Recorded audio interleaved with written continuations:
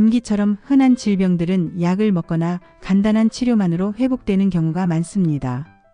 심한 경우 수술이 필요하더라도 시간이 지나면 대부분 나아지게 됩니다.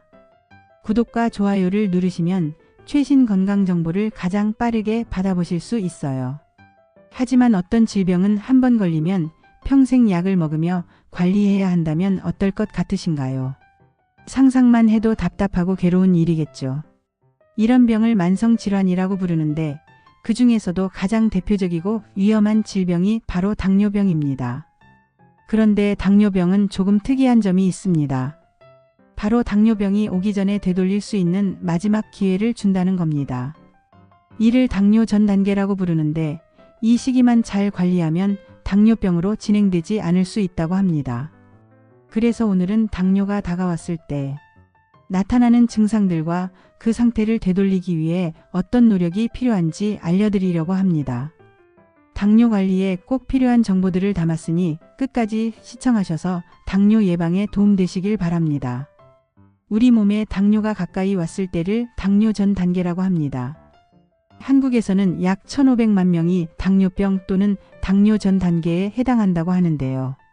현재도 그 숫자는 점점 더 늘고 있다고 합니다. 당뇨 전 단계는 질병으로 진단되진 않지만 혈당 수치가 정상보다 높고 췌장과 인슐린 기능이 떨어지기 시작한 상태를 말합니다. 공복 혈당이 100에서 125 사이, 당화혈색소가 5.7%에서 6.4% 사이라면 당뇨 전 단계로 볼 수 있습니다. 이런 수치는 병원에서 검사를 받지 않으면 알 수 없기 때문에 몸이 보내는 신호를 잘 살펴야 합니다. 당뇨가 오고 있을 때 몸에서 나타나는 신호들을 알려드릴 테니 본인의 상태와 비교해 보시기 바랍니다. 첫 번째는 이유 없이 계속되는 가려움입니다. 혈당이 높아지면 체내 수분 균형이 깨지고 피부가 건조해져 가려움이 생길 수 있습니다. 또한 혈액순환이 원활하지 않아 피부에 필요한 산소와 영양소 공급이 줄어들면서 가려움이 유발되기도 합니다. 특정 부위 없이 여기저기가 자주 가렵다면 피부 질환보다는 혈당 이상을 의심해 보는 것이 좋습니다. 두 번째는 식사 후 심한 졸음입니다. 단순한 식곤증이 아니라 밥을 먹고 나면 반드시 잠을 자야 일상생활이 가능한 수준이라면 혈당 조절에 문제가 있을 수 있습니다. 식사 후 혈당이 급격히 오르고 이를 낮추기 위해 인슐린이 과다 분비되면서 다시 혈당이 급격히 떨어지는 현상이 생깁니다. 이 과정을 혈당 스파이크라고 부르며 이때 심한 피로감과 졸음이 유발됩니다.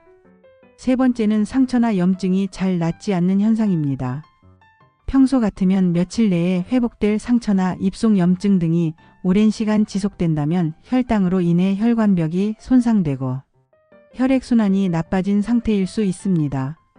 이로 인해 상처 부위에 산소와 영양소가 제대로 전달되지 않아 치유가 지연됩니다. 네 번째는 계속되는 허기와 체중 증가입니다. 식사를 했는데도 금방 배가 고프고 자꾸 뭔가를 먹고 싶다면 인슐린이 과다하게 분비되며 허기를 자주 느끼게 되는 상태일 수 있습니다. 이로 인해 음식 섭취가 늘고 체중이 증가하게 됩니다.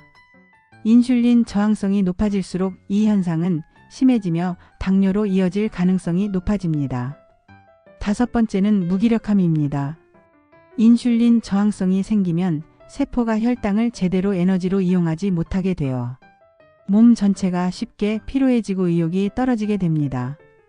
이런 증상들이 나타났다면 당뇨 전 단계를 의심해보고 조기에 대처하는 것이 중요합니다. 당뇨 전 단계는 다시 정상으로 돌아갈 수 있는 유일한 시기입니다.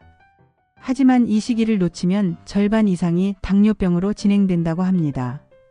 또 이 단계에서도 심혈관, 뇌혈관 질환의 위험이 높아질 수 있으므로 결코 가볍게 넘겨선 안 됩니다.